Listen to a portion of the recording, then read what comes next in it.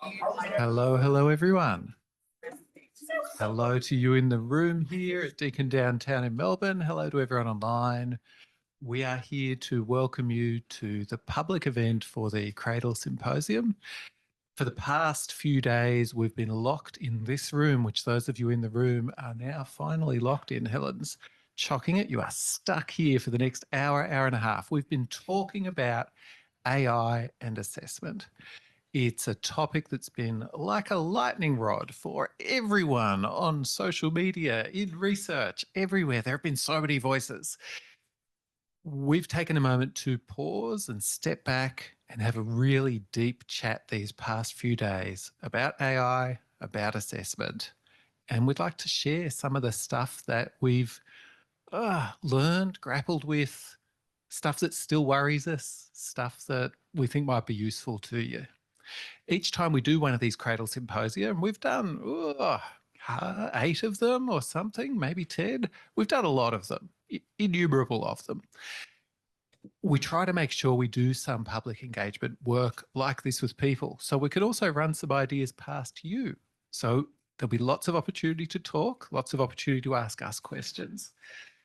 Before I introduce our panelists, I'd like to acknowledge that we are here on Indigenous land, unceded Indigenous land of the Wurundjeri and Boonwurrung people, where we're kind of on a bit of a borderline territory here. And it's a territory that has been the site of learning for far, far longer than AI or Deakin University or universities have been a thing. So I acknowledge the rich tradition of learning that's happened here. And wish to acknowledge any Indigenous people with us here now, any elders past, present and becoming. Now, I have 3 amazing panelists here with me. First, we have Jess Luo from the Education University Hong Kong. We have Nicole Pepperell from the University of Technology Sydney.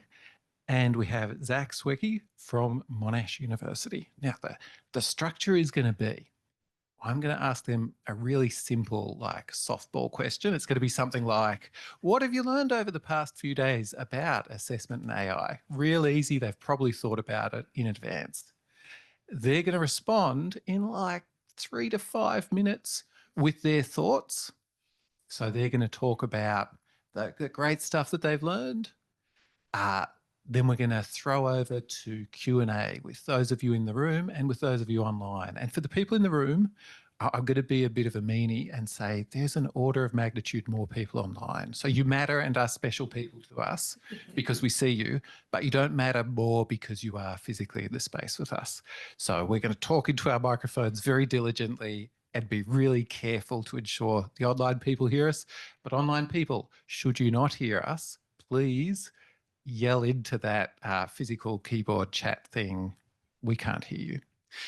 Online people are going to get the opportunity to chat in the chat function. Now, that's just chat. We may circulate links that come out of that chat, but we're not going to like publish the whole chat. It's ephemeral.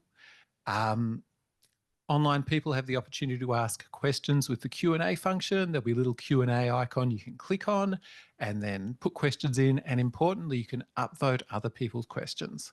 So if you think there's a good question online, put the thumbs up on it. It'll rise to the top. It'll be more likely to get asked, unless it's totally crazy. Joanna Tai has final say over which questions get asked, and she has very good evaluative judgment. Come on, that was a good joke. Lead author of, I think, CRADLE's most cited paper on evaluative judgment. Okay, look, that's enough blah, blah. You don't want to hear any more of that from me. I'm going to hand over to our first panelist. Jess, I'm going to ask you that really simple question. Just introduce yourself, your work, and what have you been learning these past few days? Thank you, Phil. So hi, everyone. I'm Jess Luo from Education University of Hong Kong. And a lot of my recent work centers on the implication of Gen AI on assessment policies and practices. So I think absolutely an honor to be on today's panel. And in the past 2 days, we've had a lot of wonderful conversation. And I just want to start by saying I'm so grateful to have this collaborative space that brings in 20 assessment scholars, I think, to explore ideas together. So before my sharing, I want to acknowledge that there are many brilliant minds behind these ideas, and I've been entrusted to share these highlights in today's event.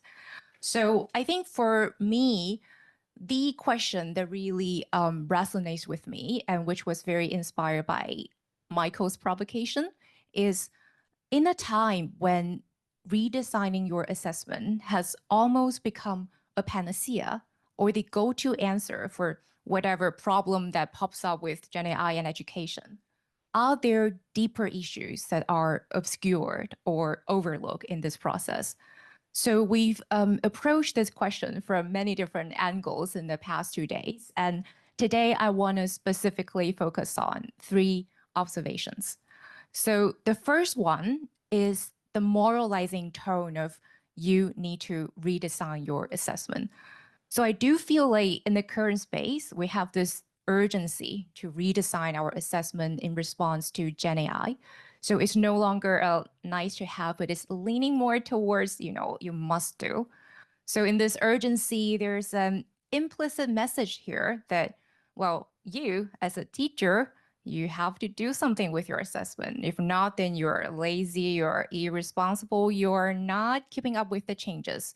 So I think a lot of the framing of assessment redesign frames it as this is an individual teacher's personal will or commitment. And that also brings me to my second point. If yes, then so what?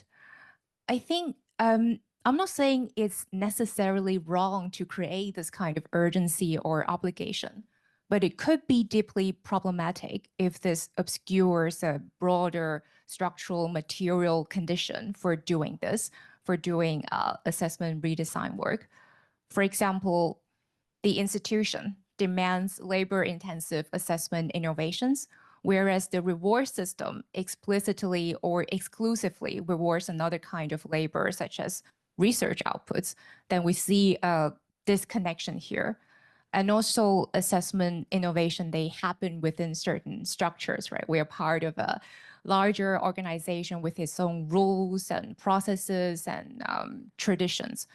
So I guess the question here is, how can we better understand the process of assessment redesign that recognize it in a more complex web or system of relationships, people, policies, tools, and structures?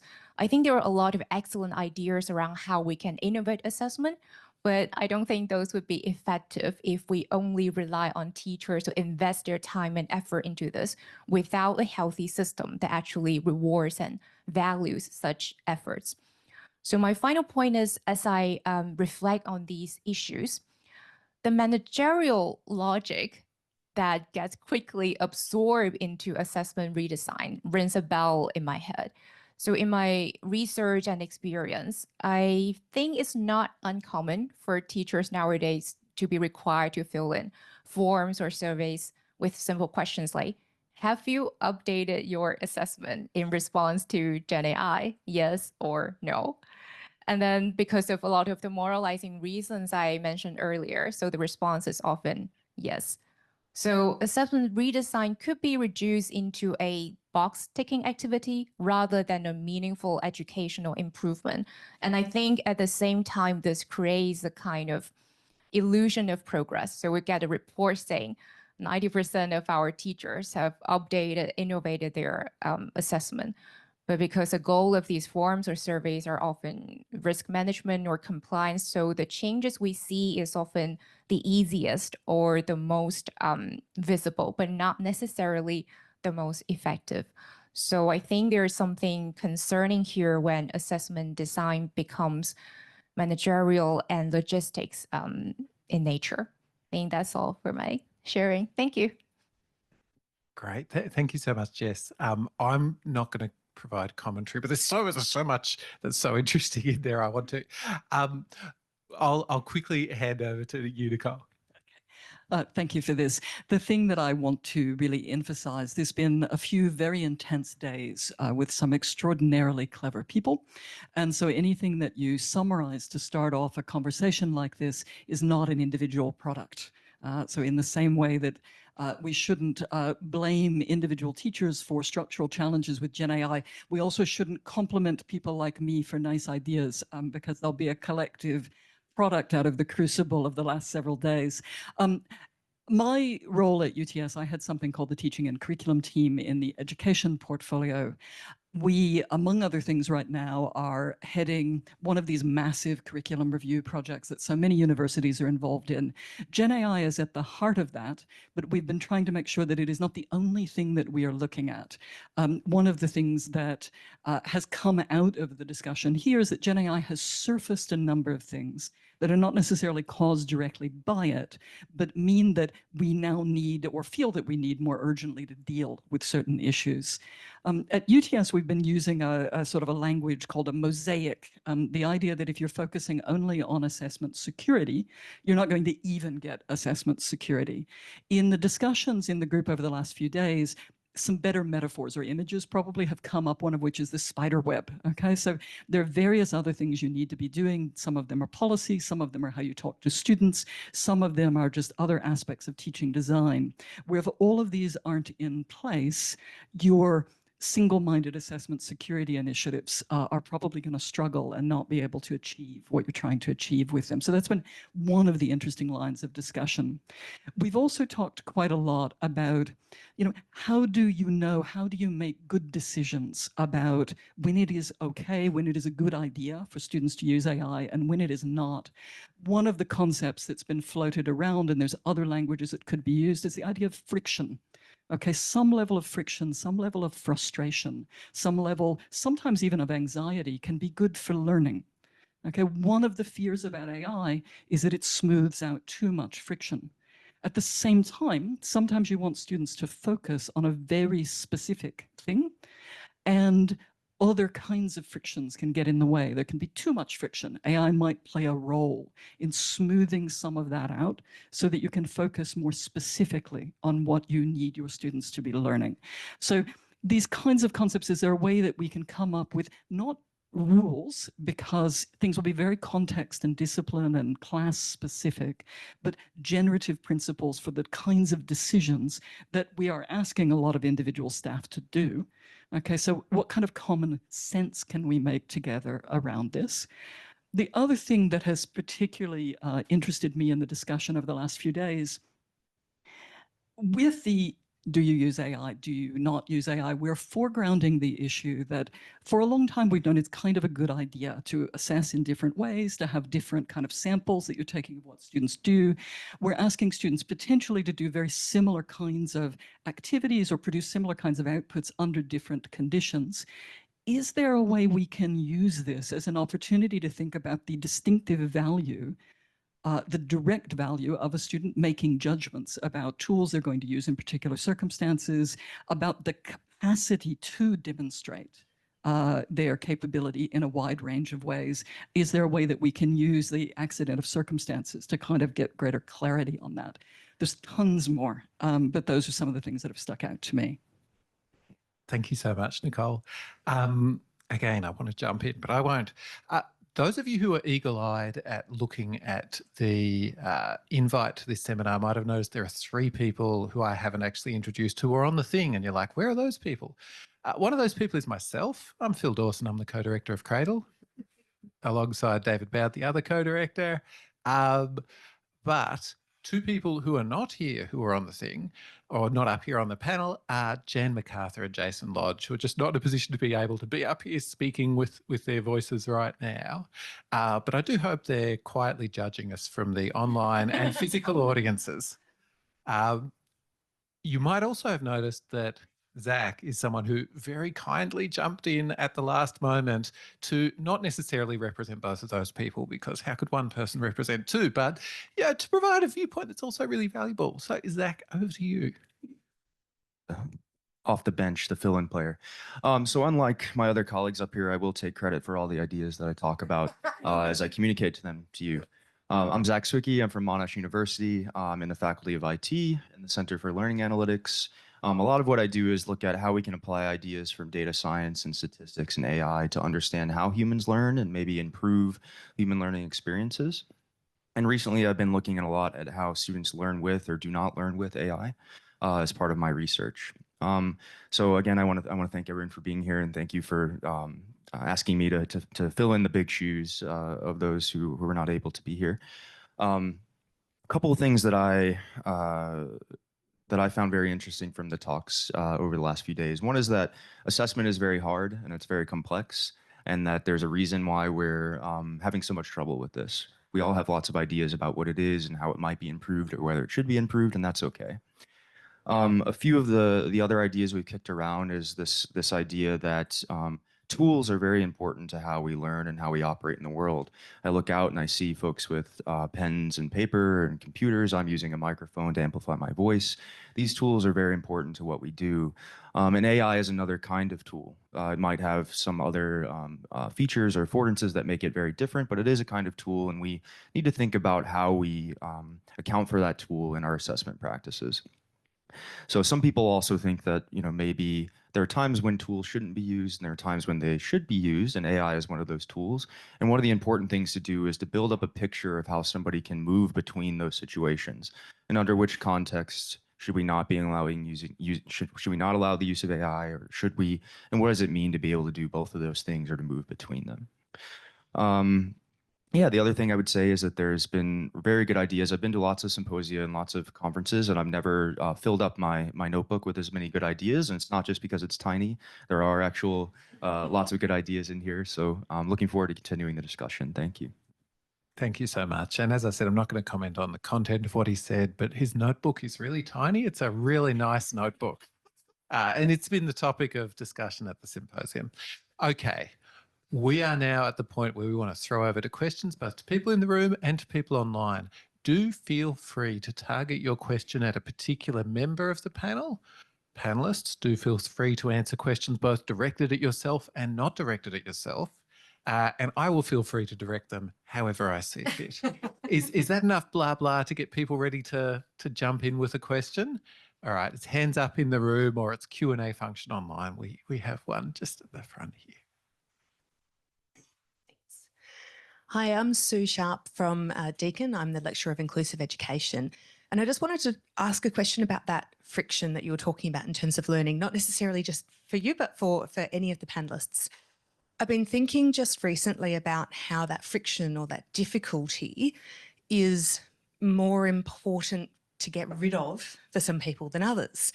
And what I mean by that, if I change it to a physical metaphor, someone with a disability might need to take the difficulty of some physical activity away in order to give them more capacity for other things.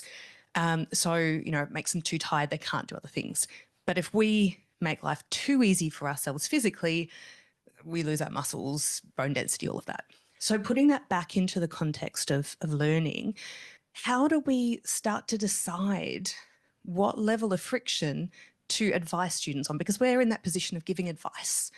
So how do we decide, or how do we give advice on that level of friction, knowing that our students are so diverse?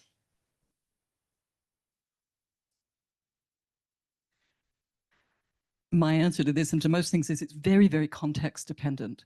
But I do think it is important to have built into the kind of everyday fabric of teaching, of conversations that we're having with our students, a discussion about things that are ordinary kinds of frustrations, students when learning a particular thing, you may need several goes to do this. I can talk to you about a typical experience as a way of grounding a conversation that makes it possible to tell when something's not a typical experience. So maybe some friction needs to go away. Maybe some assistive, devices or strategies need to be brought into play to make learning possible, to have a sort of an optimal amount of frustration. I do think it's important. Not all students understand that if they're experiencing friction, that may not be a problem. Okay, so students can conclude that they are the problem, that it should be easy. So I think having discussions about where things are not problematic, that it is an expected dimension of this, that you'd stretch, that you need to reach and practice for a concept, I think that's an important conversation. And then also making available a cascade of ways. If we know our student cohorts, if we know that people are likely to need to review certain things or go through different pathways or whatever, having that very explicit and built into the everyday fabric of a kind of a resilient design. Thank you. Jump in just a little bit. So to piggyback off that, I think one thing that I found in my own work is that the level of prior knowledge plays a really important role in how you use AI and maybe how you should use AI. So for example, I've looked at people who use AI while they're writing, and if they're writing about something that they know quite a lot about, they use AI in a very different way. They kind of input their own opinions, polish it up at the end, maybe go back and forth. But folks who it's very unfamiliar with, they spend a lot of time gathering information, correcting what they've been writing, that kind of thing. And so I hesitate to say that if you know a lot, then you should have less friction. And if you don't know a lot, maybe you should have more friction because, it can go both ways. For example, I think that I know a lot about grammar and sentence structure. And when I see grammar checkers, they actually hurt what I'm doing, even though that's removing some friction, right? It's purporting to remove friction, but it's actually adding some because I don't agree with what it's trying to do, right? So I think it's a tricky thing. I just want to emphasize importance of trust in having this kind of communication. I think one thing that I observe in my research, and as I said, there's been an erosion of trust with Gen AI and then in the assessment context, especially between teachers and students. For example, the unprovable nature of AI use, the always suspicion in the room eroding the trust. And then also from students to teachers, I've had students telling me that, well, this feedback from his teacher feels like AI generated. So there's also an erosion of trust from the students in terms of how they see us as professionals and how that shapes our professional identity. So just to add to these wonderful responses, and I think creating this atmosphere of trust would be very important to move forward with these communications and conversations. Great. Thank you so much, panelists. We have a number of questions. I just want to highlight something about Sue Sharp's question asking there. She said her name and she used the microphone really well. And I just want to say thank you, Sue, for setting the exemplar of how to ask a question. Thank you. Okay, we have room. Joe, do we have online as well? I'm going to throw to Joe for an online question now. Excellent. So the most upvoted question at the moment is from Alberto Bellocchi at QUT. He asks, Gen AI has changed what is accessible in education. What are some things that are worth assessing in university student work, which involves full inclusion and exposure to Gen AI? And that's for everyone. Do we have any takers?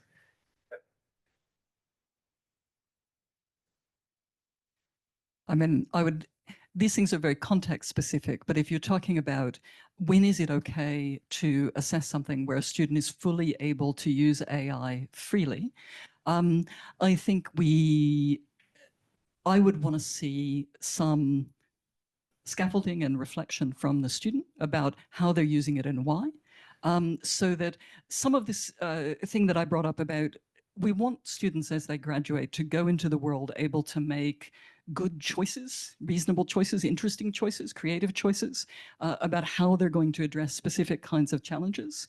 So I would be interested if it's a free-for-all with AI, and I do some assignments that are free-for-alls with AI with students that I currently teach. I'm interested in why they choose to use it and what their frustrations and experiences, what their sense of its strengths and limitations are. But that's sort of how I'm currently putting it into play in teaching. You may have. Yeah, I think it's a really good question. I like the phrase free for all because it makes it sound like a battle. I would say it's more okay the more relevant information you can collect about the process. What worries me about free use, even though I'm a proponent, I would say, of using AI a lot, is that it's really an opaque process. And understanding that process can help influence what we're assessing and what's accessible. And the tools that we have now to do that are pretty poor, I would say. We ask students to self-report or to take screenshots of what they're doing or to write reflections. And I feel like students aren't trained in documenting their own process, and maybe teachers aren't maybe trained as well as in understanding process because we work so much with products, but perhaps I'm wrong about that. But I think looking at that process and being able to capture it in some way, not every detail, but the important ones, would be useful. All right, so I think I do agree that there would not be a one-size-fits-all answer to that question. It really depends on the learning goals and learning objectives of individual units and courses. But when it comes to free to use, and I think another issue that we're discussing is the access to different AI use when we talk about free to use, and then we must be very cautious about what kinds of AI tools that our students have access to, and are there in fairness in terms of these access. I'm going to take the opportunity to provide my 2 cents as well. I think often we use the word assessment as if it means one thing, as if, all tasks they're all just assessments. But it's useful to take a step back and think about the purpose of a task. And I think our response to this is probably going to be different for a high stakes assessment of learning task and a no stakes assessment for learning task, where our goal is that students develop the capability to do the thing. Whichever purposes we're privileging the most really shape how we're going to both choose to allow or disallow or encourage or not encourage the use of AI, and the decision making we have in doing that. And, are we doing the discursive or the structural, to quote the paper led by Thomas Corbin? Okay, so that was an online. We have some in the room over on this side. I can Two see. questions on this table. I don't know who was more urgent. You're closer to me, so. Thanks for that. Kate Lafferty from School of Education at La Trobe University. Lots of thoughts running around in my head, so bear with me while I get to the question. And it's picking up on a few themes that have come up. Philip, one of the questions or around the question was exactly what you've just addressed. There seems to be very much a focus on this assessment thing, that and the way it's being discussed feels like it's for summative purposes, but of course that varies all of the time. There was also, Jess, you mentioned about trust and a breakdown of trust. I come from 2 decades of classroom teaching across primary and secondary schools. Trust was never an issue because you know your students really well. And I can't help but think that part of this, and this speaks to Nicole, your point about the spider web, in the fact we are working in this system where the managerial tasks, but actually it's really hard to get to know our students when they're hiding behind a screen. And half the time they don't put their camera on. So you don't even know what they look like, let alone, interact with them in any way to build that trust. And within this system, a very transactional system, is a focus on achievement actually rather than learning. And I feel like that's where, where is the learning conversation in assessment? Because you can't just change the task and tick the box, Jess, as you were suggesting, without thinking about the learning that sits in and around it. And yeah, so I'd appreciate some comments on that. Right. So in response to your question, I think that's exactly the area that I think is really important to have a healthier and then more supportive system that values and rewards the work of assessment design. Oftentimes, if we don't have this kind of system, the actions, the changes we make with assessment becomes very transactional. For example, in the case I mentioned about surveys, a teacher, I could just change a wording, say in my rubrics, and then I take the box and then I say, yes, I've already done something with my assessment in response to Gen AI. And then in the final report, it goes like, yay, all teachers, they have updated their assessment. But we know that this isn't necessarily effective when we really look at the learning aspects. So I think really if we want to have an assessment reform that creates meaningful educational improvement, and I think it's really important that we have a healthy supportive system to facilitate this, to make this possible. Okay, while you're getting your lightsaber ready, I think it was a really good question. I think it depends on how you define learning, and there are lots of camps on what learning is. Like, do you find it as something that's in your head, a long-term or a permanent change in long-term memory, or do you think of it as learning to take up the tools of some culture, whether they're conceptual or physical? But I think inherent to all those definitions is some idea of change. there's something you didn't have before, and then you gain something maybe and change, right? But when we often do assessments, we take snapshots and we see performance or achievement. We don't see any evidence of change. And that's something that we get really pressed on as researchers when we're doing papers and analyses. If, oh, you didn't control for prior knowledge in your pre-post test. Well, we don't do that in assessment all the time. So one of the ideas that's been floated around that was not mine at the symposium was this idea of assessment as a sampling procedure and taking multiple samples over time to build up a picture of what a student can do and maybe how changes happen regardless of your definition of learning. I think that some of your comments, and particularly in relation to online education, but this can also be the case in certain kinds of face-to-face classroom contexts. One of the things that came up a number of times across the week is the importance of relationship. Okay, we are building relations, trust with our students. We know that it's important that they feel known, or that we care to know them. You know, we know that these things are important to learning, and certain kinds of practices may make that harder or even impossible, depending on how we've structured them. I think there are particular challenges for online education and what it means for that. It may also mean a reconfiguration of what we need to say to students who are entering in what might have recently been fairly asynchronous, relatively anonymous forms of learning. If we decide, and I think various things drive in this direction, that relational aspect is one of the core things that we're going to be asking students to do.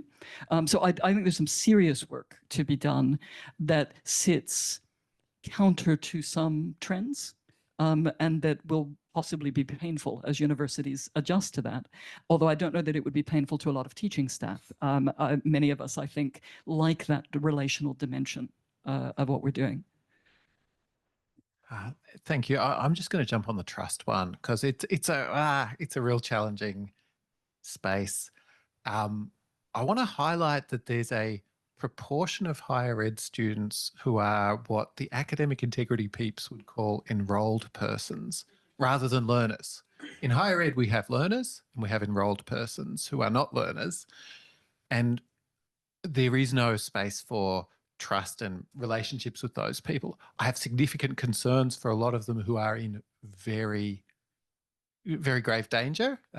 There's some pretty horrific stuff that happens out there that results in someone being enrolled in an Australian higher ed institution and not doing any of the learning themselves. And I think it's worth looking. I know there's a reluctance to, it feels distasteful or something often in these sort of conversations to consider the academic integrity literature. But it is worthwhile looking there to understand the real dire circumstances some people find themselves in and how the sorts of interventions and approaches we might use for some groups of students are different to other groups. So yeah, the trust thing is so hard. I'm also hoping that baits a whole bunch of questions too. Joe, online. Yeah. We've got a practical question from Vibeke Evans, and thanks Beck Plum for pointing out that this question might link closely to another question. So I'm going to ask two bits together. So there is the impression that many of the redesign options for making assessments more secure will take more teacher time to develop and then to run. Have you seen signs of your leadership in your institutions addressing the challenge and implications of time and resourcing? And are handwritten assessments too expensive to bring back, or why is there an aversion to handwritten assessments? So the resourcing practical side of things. Wonderful. And that's like both of the questions woven into one. Thank you. For what it's worth, and by complete accident, I like forms of assessment that are highly interactive, which means that I've been kind of drift through this current thing.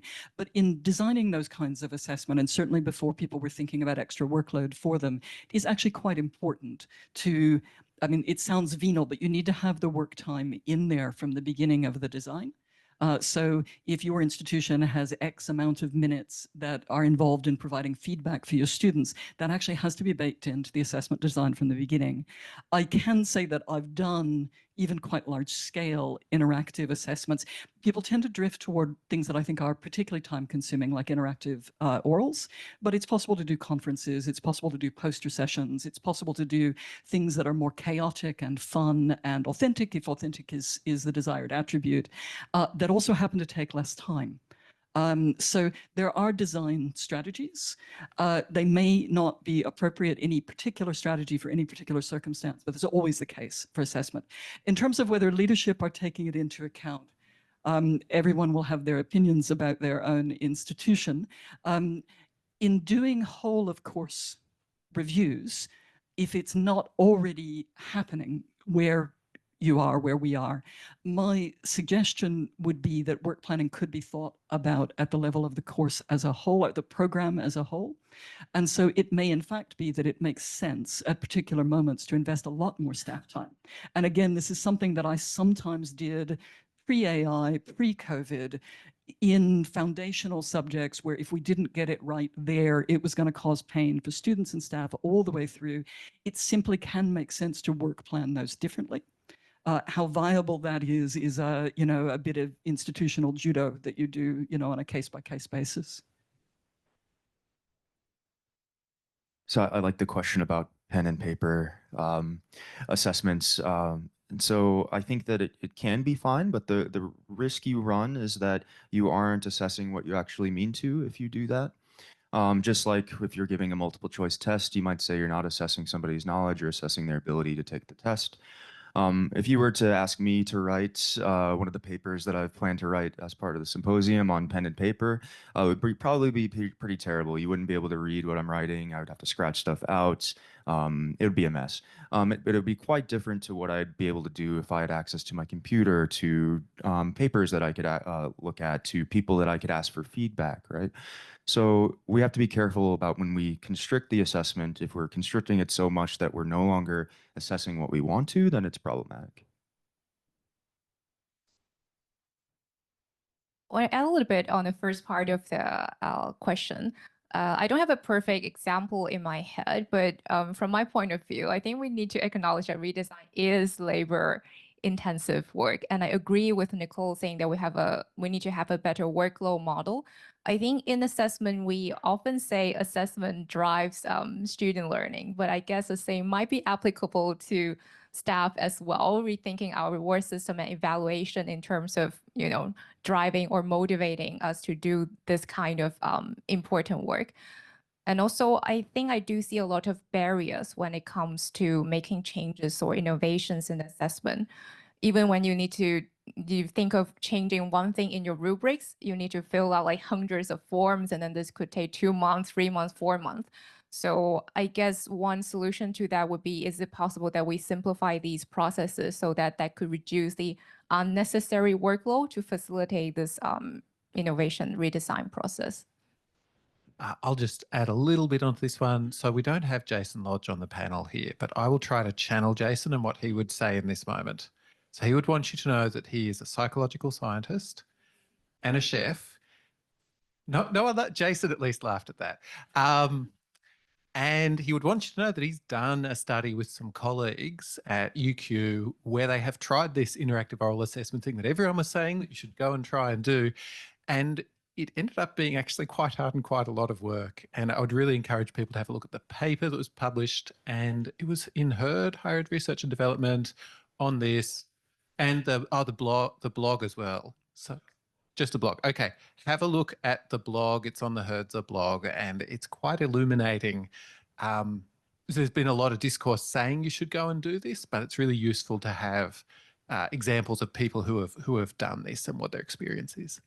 Okay. We've got a very patient question in the room. Thank you, patient questioner. Hi, I'm Sandy. I'm a learning advisor with Victoria University. I work directly with students. I don't design assessments. I'm not responsible for redesigning assessment. I liken students to teenagers making bad decisions. If you have teenagers, you give them all of the information and you just sort of trust that they're going to make the best possible decision in the most dangerous situation, because they're going to guarantee that you're not there when that happens. And students are a little like that. So often when it comes to using the tools, you're not in the room. They're on their own making those decisions. And this does go back to the previous seminar that was held, that students are getting a lot of mixed messages about generative AI and generative AI models. And what I've found in my work is that students are sophisticated users of the technology, but they have entrenched, if mistaken, beliefs about it. The problem is, so do many staff. And a lot of the conversations that happen between these two, they break down at some point because there's an absolute lack of knowledge or information. And so in terms of respecting the context that everybody comes into this space with, and the robust framework that we were talking about, I would like to know where training fits into this, and how other universities are managing to get this, because it's not just the students who need training, but they need active engagement with the training rather than relying on passive discovery of what the policy says. So to what degree does training fit into your framework, and how is it being achieved? Thank you so much. I'm going to jump in just quickly and say, I grew up in a household where my parents had the lived experience to say to me, know your drugs and use them well. So yeah, your metaphor speaks to my upbringing. Thank you. Panelists. Look, to me, training and professional development is a huge bit of the web. Okay, it's one of the things that vibrates a lot of other things.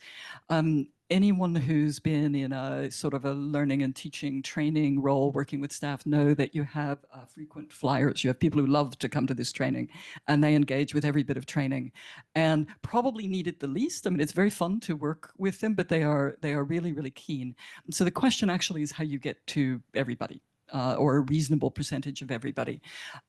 Beyond a certain percentage, probably people can snowball to each other. Given that so many universities are doing these curriculum reviews, I think there is an opportunity there actually to reach staff who would not engage with training per se.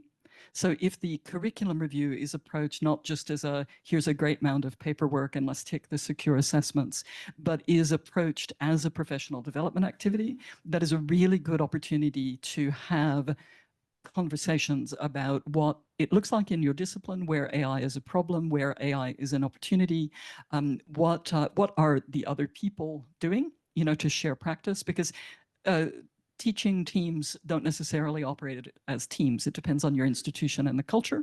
So people may not know. And so you'll see things like lots of people saying the same thing to their students because they're worried nobody else is saying it. So there are opportunities there. I think at least as we move through this mega review process that many universities are moving through, to think of that with a professional development lens. In running sessions like this with teaching teams or even just more traditional kinds of PD, I have also found that it seems to help staff to understand that students have a lot of the same anxieties about AI that the staff do, that they're closer than people think. It can help get past a certain feeling of bombardment where the staff are worried that it's just like there's an army of cheaters out there. Students are also anxious about negative impacts of AI on themselves. And so it becomes easier for staff to think about having meaningful conversations with the students in their classrooms. Well, I agree with that. And instead of training, I think my word would be more leaning towards conversation. And I think there is a very important theme in the symposium that we had in the past 2 days. And then Phil mentioned that oftentimes we have a group of very like-minded teachers or researchers or trainers together talking about the same thing, but there's a risk of othering the other. So it's always like a circle of people talking about these things, but these don't really get across different bubbles. So I think for these trainings or conversations, and I think one thing would be very important is to really bring in people from different disciplines and with different voices together. And number two would be the voices of students, because oftentimes we talk about assessment design. The voices of students are often underheard. Sometimes I wonder, like with all these changes, do students understand why there are all these changes? Like suddenly this policy change is a rubric change, and then there's someone observing them in an oral exam. So do they understand why all these things are happening, and what are their imaginaries of assessment? Yes. Thank you. So, Joe, I think it's time for an online one. Thanks. I've been trying to sort of mush some of these questions together because I feel like there are a lot of concerns that are coming up that are sort of on a similar angle. So I'm going to go with the two top ones. So Matthew Clemson and Renee Denham, these are your questions synthesized. And it's really around learning outcomes and where we're going. And this is both in terms of, how do we design assessments within secure environments? What are the learning outcomes that are still worthy of inclusion? And then taking that up to the broader level of thinking about the Australian qualifications framework. Are we going to have to see changes on that bigger level about what we are certifying? Like, where do universities sit in terms of what kind of knowledge we can say that students have gained, or is knowledge even the right word? Thank you. Big points. Who wants to? Yeah. I can get my mic to work. So part of the issue is what level we're thinking about when we're thinking about learning outcomes. Are we talking about graduate attributes? Are we talking about something in between those attributes, something at subject level? Are we talking about assessment criteria? One of the things that's been interesting me a lot is the often many layers of those things. So you've got something that you're saying that is probably what TechSci is worried about. Are your students coming out with certain relatively abstract capabilities?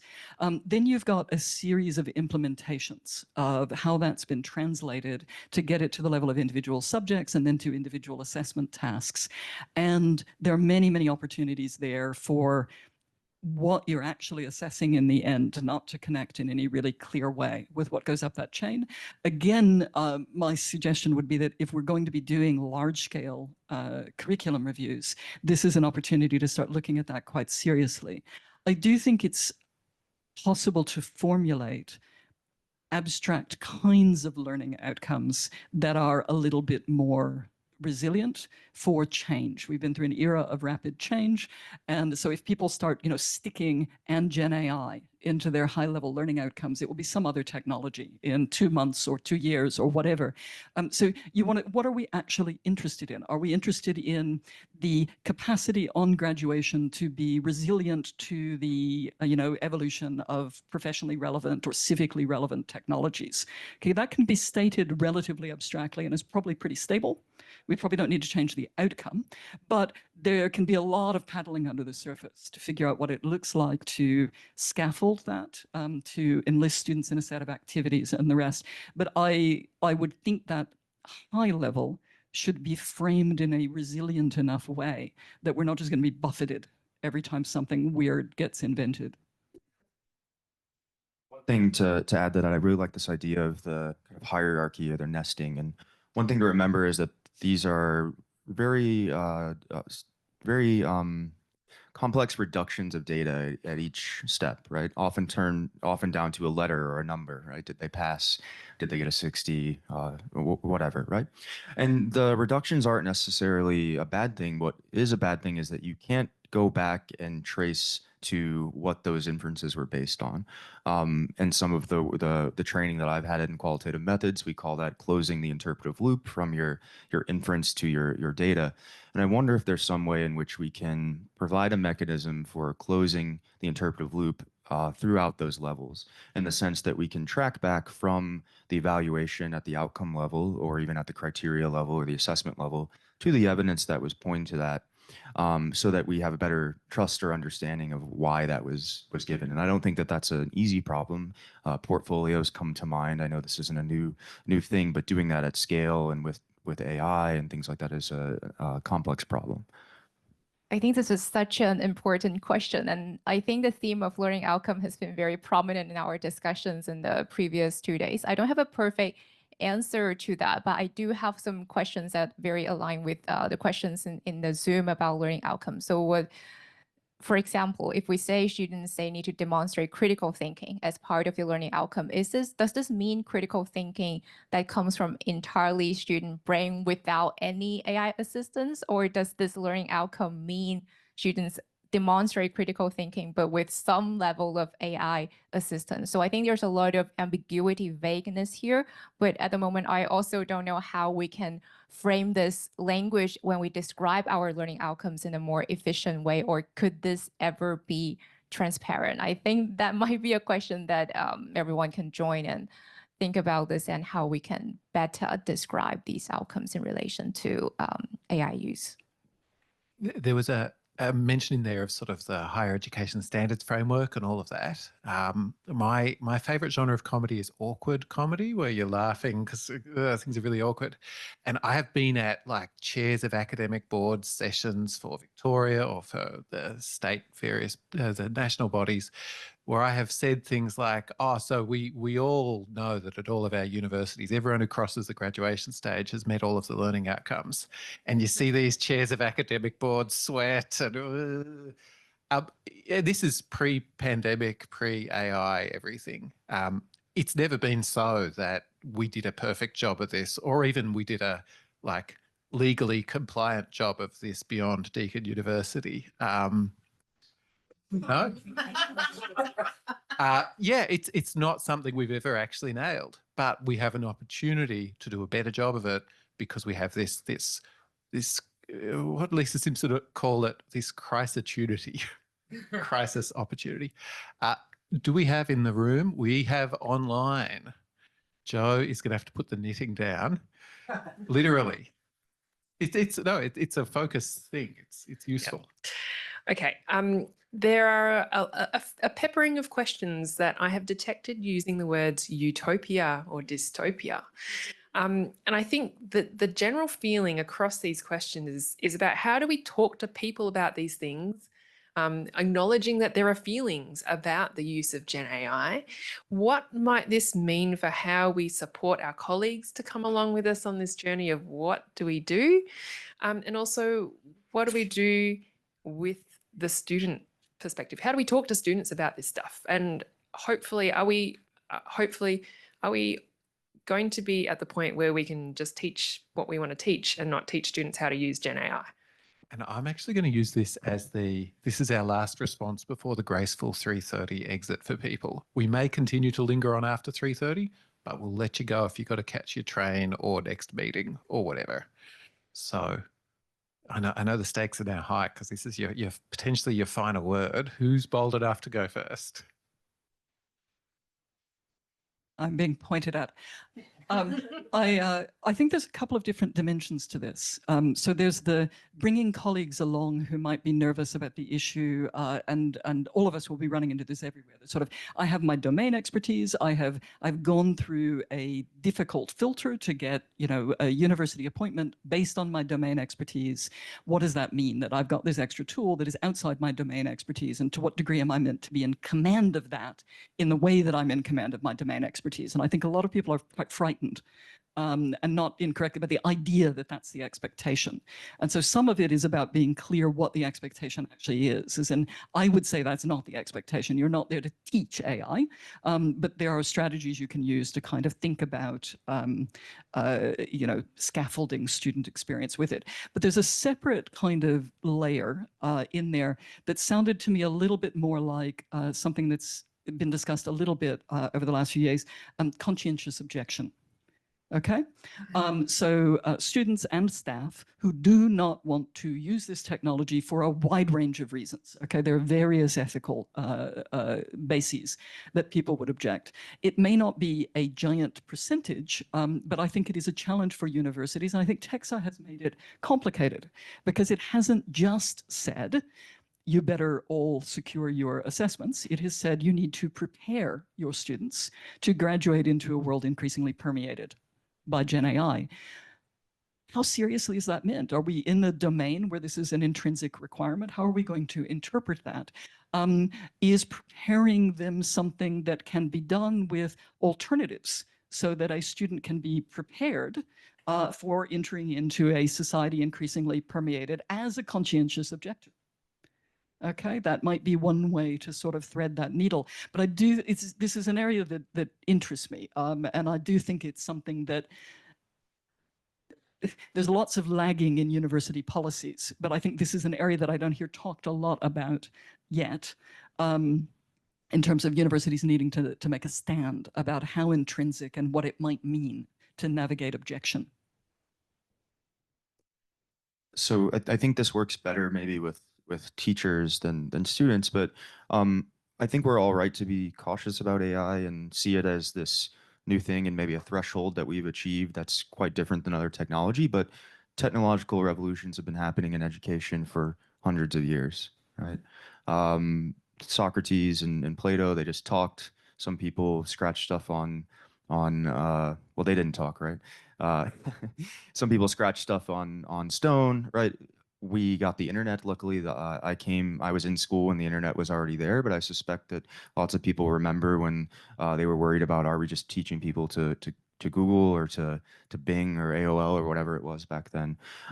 So perhaps putting it into perspective in the sense that we've weathered in some way technological changes before, and that we hopefully will again, and to recognize that what is knowing and what is knowledge and what is learning changes over time in different contexts with different technologies.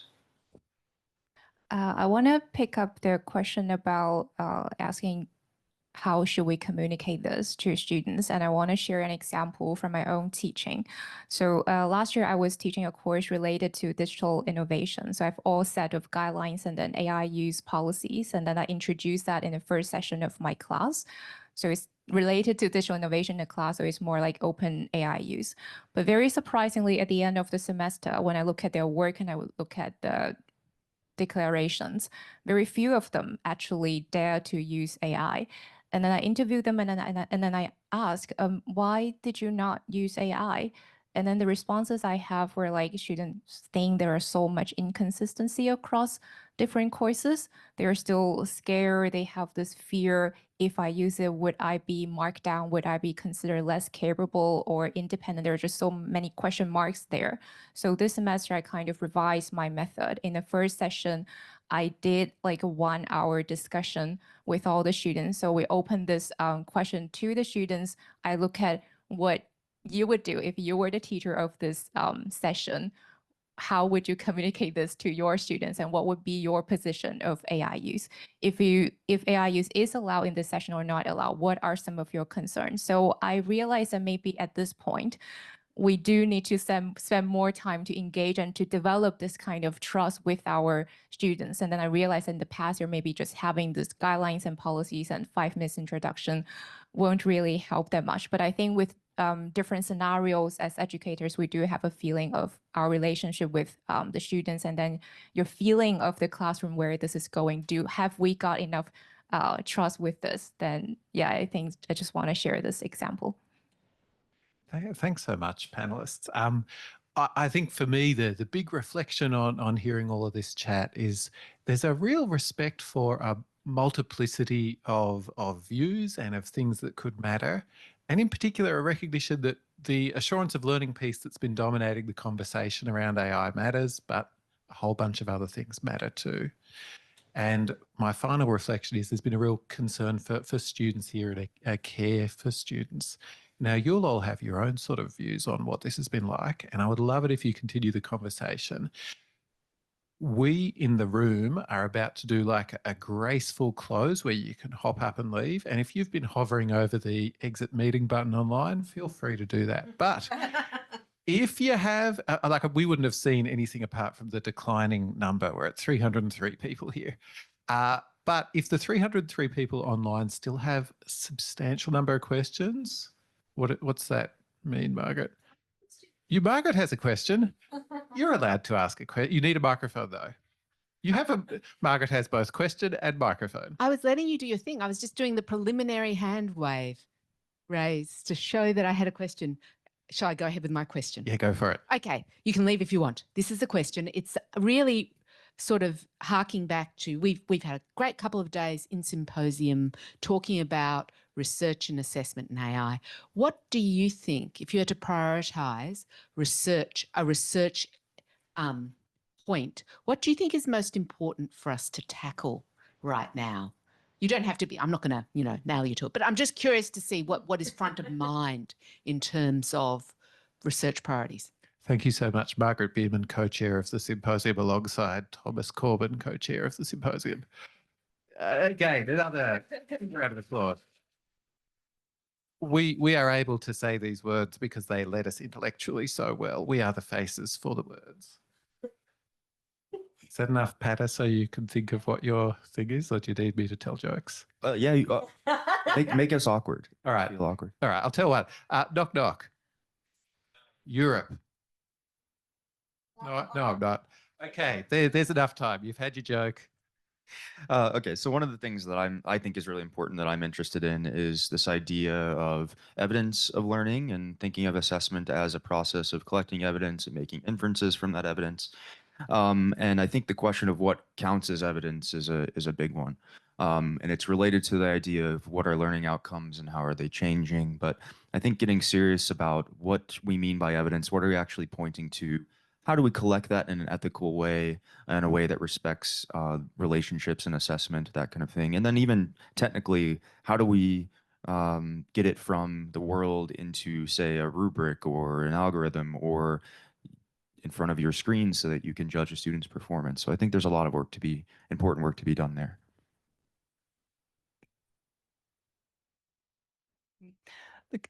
I'm interested in this issue of how we, or whether we can better define, distill, explain, describe the desirability of graduating students with the capacity to move between different domains, activities, contexts, drawing upon a wide range of things that they've learned, tools that they have access to in ways that are, helping them achieve their goals. How do we talk about that? Because we often talk about learning outcomes a little bit more statically than that. And so there is a project, I'm not the one leading it, but I will enthusiastically be a part of it, that trying to look at how we might think about that. So how do you articulate and start thinking about that process of students moving between different conditions and different tasks and different goals as itself an object of interest, of something that we might teach for, of something that we might describe at learning outcome level. And I'm sure the person whose actual idea this is would do a better job of expressing the project, but I think it's quite a good one.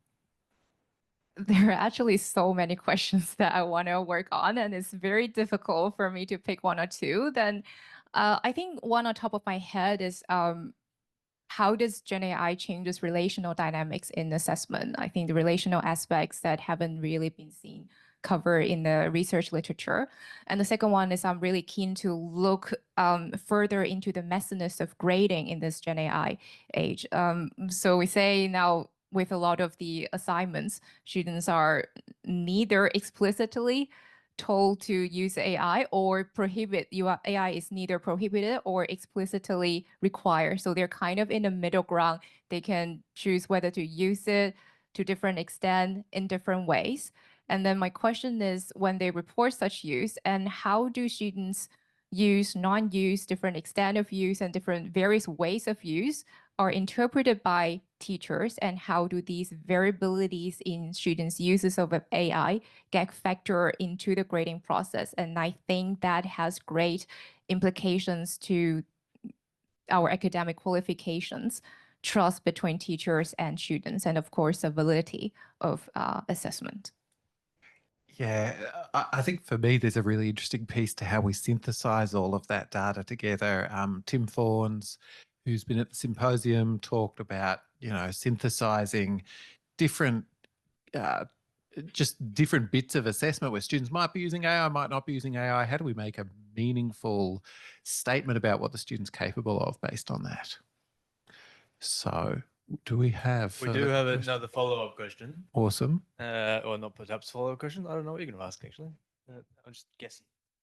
Sorry, Kate again, hogging the mic. Jess, it was in response to something you said. I went, oh, interesting. We haven't touched on the teachers' use of Gen AI in assessment design yet. And the response, the reason I responded in that way was just anecdotally yesterday in hearing about a student who was really disgruntled that they had received feedback that was very clearly generated through Gen AI, and they were not happy with that. So if I can throw it back to you, what is that? Because that is part of assessment design, right? Thinking about how you're going to give feedback. I do agree. When we look at AI use and we look at the conversation, we look at the research, a lot of the focus is on the ethics of students, like whether they use it ethically, but relatively limited attention has been placed on teachers and then how they use AI for grading and feedback. And I do think there's an issue with this, and this is creating distrust between students and teachers. I'm currently doing a policy paper and trying to propose ethical guidelines and frameworks to help guide teachers to decide when it is okay to use AI for grading and feedback, when it's not. And it's a very long paper, and there are in total 10 principles, and I'm afraid I won't have enough time to talk about this, but I can share a few important messages. I think one, because of when we look at assessment, there are so many different kinds of assessment. So for teachers, when you do decide to use AI for assessment, do you have a secure platform? Are you entering students' private information into those platforms? Does your institution have certain protocols or authorized platforms for such kind of use? And what about the purpose of assessment? So if you use it for grading or feedback, for example, is it formative type of assessment, or is it summative type of assessment that carries higher stakes to students? And also there are questions of how you use it. Do you use it for polishing your language? So that, especially in my context, a lot of the teachers' first language aren't English, but we're running in an English medium instruction context. So AI could be helpful to help these teachers deliver their feedback in a more efficient and caring manner. So I think there are both pros and cons to that, and I would love to chat more regarding this issue. Really, it's a long paper. Yes. Thanks.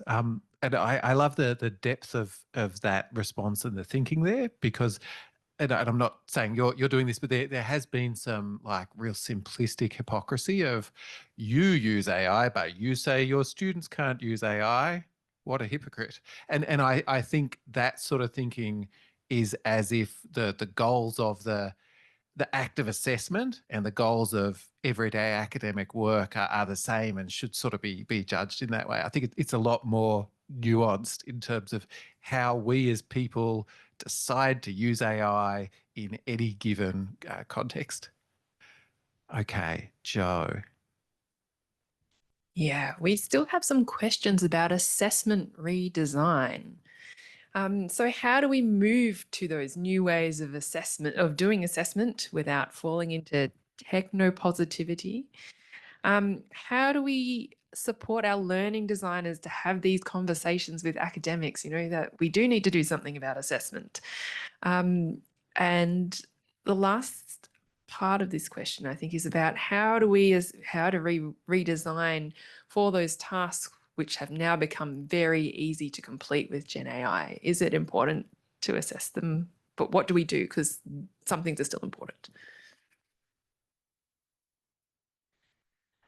I mean, I think unfortunately for all of these design questions, the answers get very local, very fast. So I do think it is important to have actual review processes where you're working with people who know their teaching. They may or may not know the teaching that's going on with other members of a sort of a broader group, but it's actually important for the responses to be relatively local. So even in answer to something like, you know, what about these tasks that can be very easily completed by AI, that may or may not require a fundamental redesign depending on other aspects of the assessment. It might actually be absolutely fine to let someone go off and write an essay if you've got a culminating conference assessment or something like that, where they're going to need to front up and demonstrate mastery. It might not be fine if that same kind of assessment is to demonstrate someone's creative writing ability specifically and directly. So the decisions have to be actually quite granular. And it matters whether we use assessments, we talk about them being sampling, but often they are also proxies. And so there's this risk, and this has nothing to do with AI, that because you're assessing in a particular format, things are sneaking into the quality assessment that are actually extrinsic. And writing quality is one of the extrinsic things that often sneaks into assessment.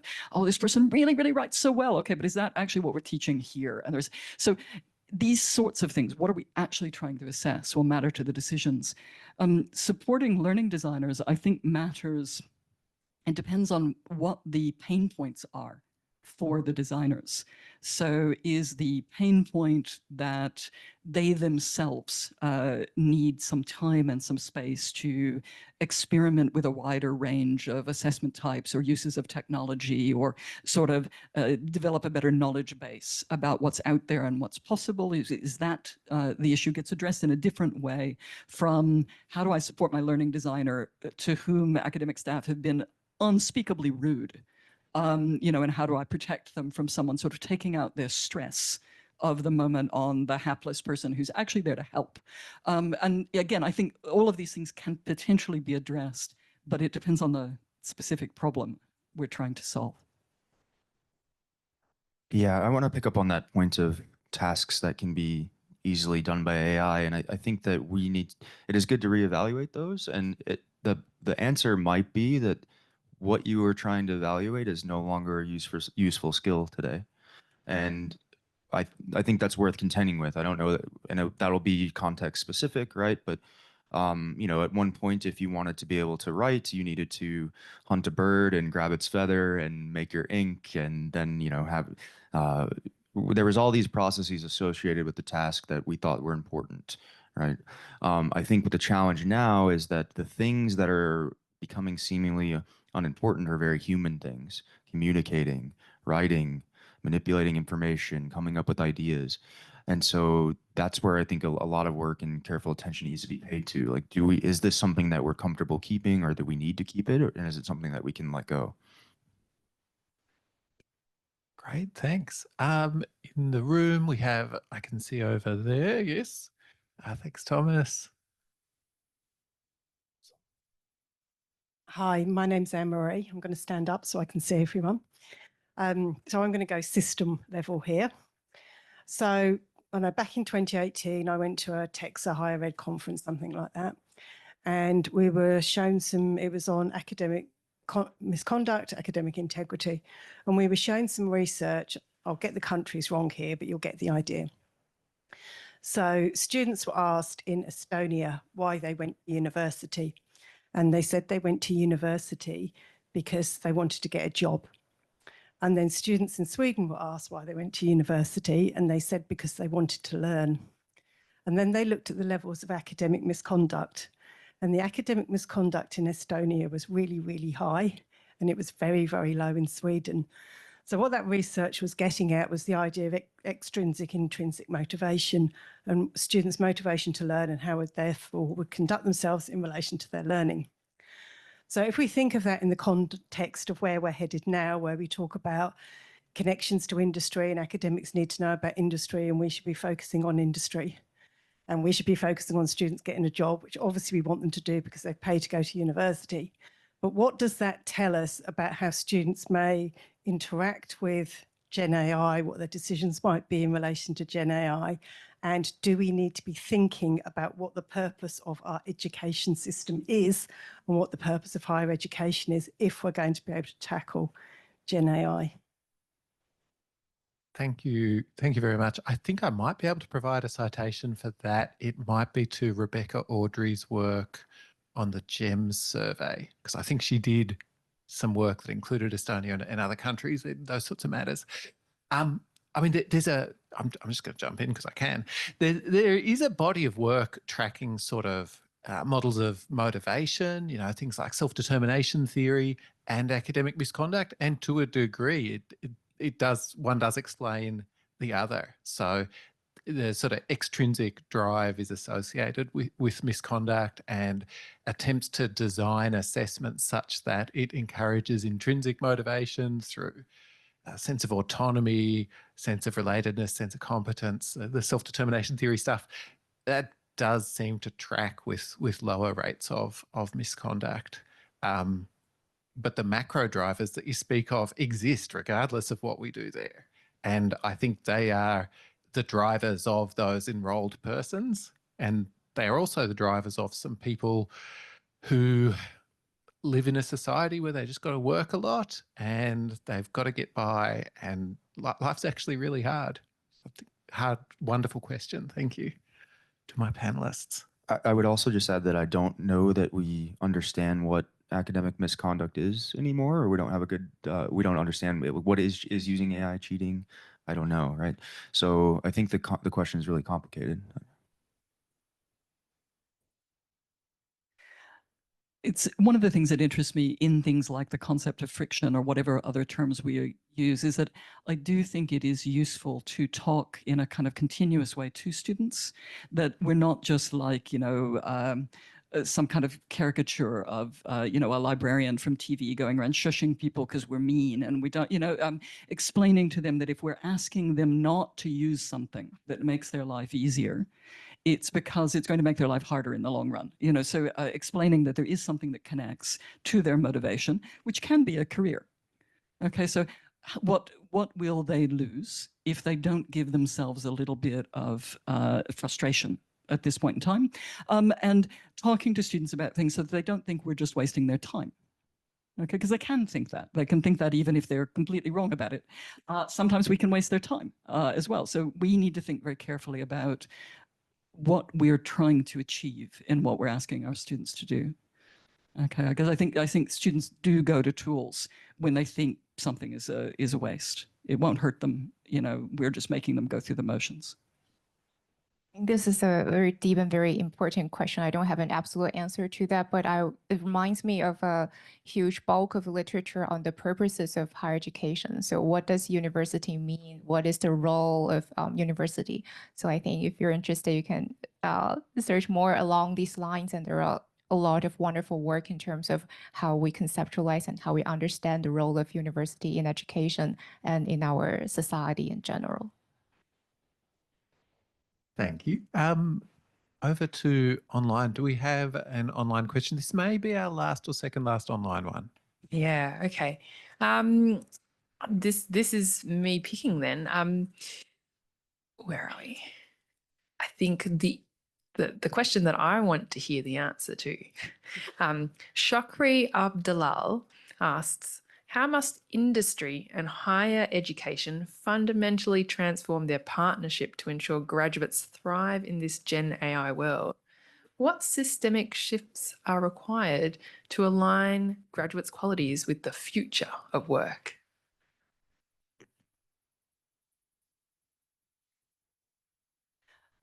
I think this is a hard question for industry as much as universities. The technology is dynamic. It's still a little bit unclear, the impact. I mean, it's having impact on certain fields in a kind of a measurable way. But, you know, we're starting to see research coming out about, you know, whether you're getting the efficiency gains you're supposed to, and how much further the technology in its current form is going to be able to push. So I think it's hard. One of the things that we've been trying to do in working with course teams at UTS is, if you're thinking about scaffolding student work with AI, then as you are thinking about transitioning students to, you know, they're graduating, they're going into the world, to at least have touch points with industries to try to get a feel for how the technology is likely to be used. It doesn't mean that universities can have all the toys that might be used. There's a lot of highly specialized AI tools that we would possibly never be able to implement directly for students, but that will give some sense of what we're trying to prepare students to use, and a basis for a conversation with students about what they need to be cultivating. There probably also opportunities for industry to talk about where people overusing AI is annoying them, causing problems in their processes, and creating issues that it will disadvantage graduates if the graduates are doing those things. I think that also brings back to one point that we discussed earlier about bringing different stakeholders into the conversation. I think one question that we've been discussing in the symposium is that, do we really know how AI is being used in different industries now, being that we're all researchers and teachers that's very situated in our own bubbles as well. So I think moving forward, we do need to have more understanding of how AI is actually being used in these different industries and what they perceive as legitimate or not legitimate in the training of graduates before they enter the workspace.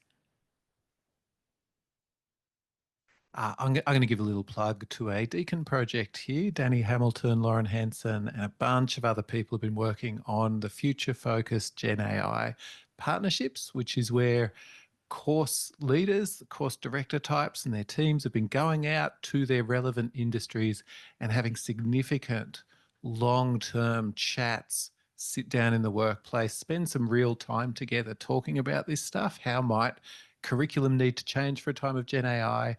And 1 week ago today, we all sat around, I think it was in this very room, and worked on sort of our analysis of heaps of data and how we're going to try and take this forward into some sort of stuff that might be useful when designing curriculum and assessment. So keep an eye out for that wonderful work. Look, I think we're at a point where people are getting tired. There's happy faces in the room, but there's also, I'd like to go for that wine and cheese that you promised us faces. Oh, Thomas, do we have someone we promised a? No, we don't have anything. Well, we do a little bit, and as much as we keep talking about the symposium, and everybody did such a great job of saying, in as much as the ideas that are being presented in this panel are people's own, they're the product, as we all are, of the last 3 days. It's been fantastic. So I just wanted to name drop a few people who were responsible for that. So apart from the CRADLE team, we've got Kelly Nicola Richmond, who's basically a CRADLE person who's done a fabulous job. Jason Lodge, Tim Fawns, Michael Henderson, Kelly Matthews. Yuso's a CRADLE person, he doesn't get counted. Jan MacArthur. Yeah, it's been really marvelous, and none of the ideas shared with you today would be possible without their fabulous input. So thanks very much, everybody.